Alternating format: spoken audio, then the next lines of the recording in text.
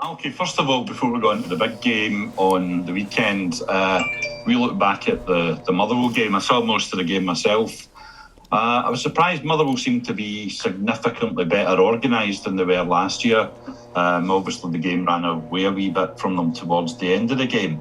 In terms of the performance of the team, I thought most of the girls got, without being disrespectful to Motherwell, they get quite a good workout in terms of the.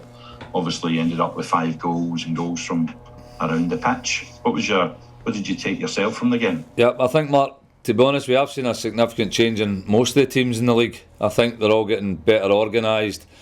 I think they're getting more professional. But I think Motherwell had added to their squad. They've signed a couple of players, but they've got experience on the pitch there. Leanne Crichton, I think, obviously an older, experienced player, but she's kind of making sure that she's gelling them together. We knew that was going to be a difficult game, and we knew that our approach to that game was the most important factor in it. That we had to, dust ourselves off for the cup game and go out and perform.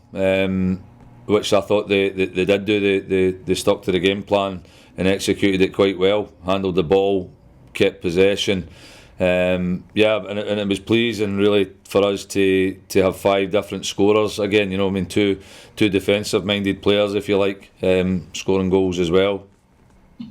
In terms of those goals, Malky, you've been quite a free scoring team. You're 38 goals in the league, which is 7 better than City. However, the games at the top of the league between ourselves, Celtic, City, Hibs, they're quite often been decided by a single goal. Yeah. And we've mentioned this before, that the decision making, the mistakes that are getting made, it can really come down to that single mistake that decides a game. Yeah, definitely, Mark. I think it's concentration. I think you're right in what you say that when we come to play Celtic and we come to play City, we know being respectful to the rest of the teams. Those 2 teams are a lot stronger than the rest of the ones in the league. But I think you're right. I think it comes down to the small margins where we don't create as many chances, like say against Celtic and City, as we would against Motherwell. I mean, I think the Motherwell game there, we scored 5 goals. We could have probably added to that tally as well, given the chances that we created. So it's about us making sure that when we do create a chance in the bigger games that we finish it, that we put the ball in the back of the net. In terms of the game itself, I mean, it's 4:10 on Sunday. Sadly, Rangers, the men's team, are playing at that time. Celtic men's team kicks off at 12, but you're kind of going into Lions Den a wee bit. It's away from home. You've got people with international experience, but do you find that the Old Firm tag, the Old Firm derby, actually has a kind of magical meaning for the girls that are involved? Yeah, definitely.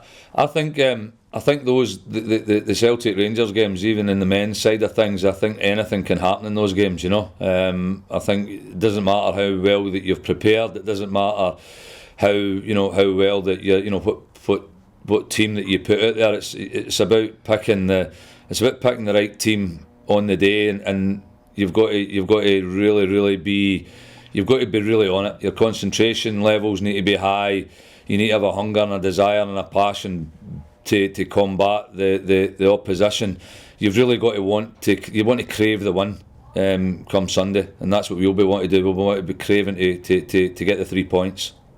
No, I won't make the mistake that I did a couple of weeks ago when I was interviewing Stephen Gerrard and asked him what his team was on Sunday. But as my last question would be basically, in terms of your injuries and the suspensions that you've got to deal with, how's your squad looking for Sunday? It's actually surprisingly this morning, yesterday with the wee roll call yesterday, we've got a couple of wee niggles in some of the players. But I think what's pleasing this morning, I just heard this morning there that we'll have back to training. Megan Bell's going to be back training, which is an absolute, it's fantastic, because what the girls went through it's been hard for her, really tough.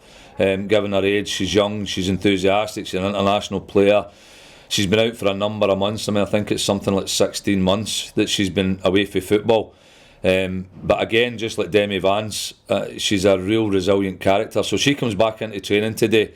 She obviously won't be able to play, or it'll be too soon to play, against Celtic. But however, getting her back into training's going to be good. Big Yanni's now put maybe 6 weeks of training in.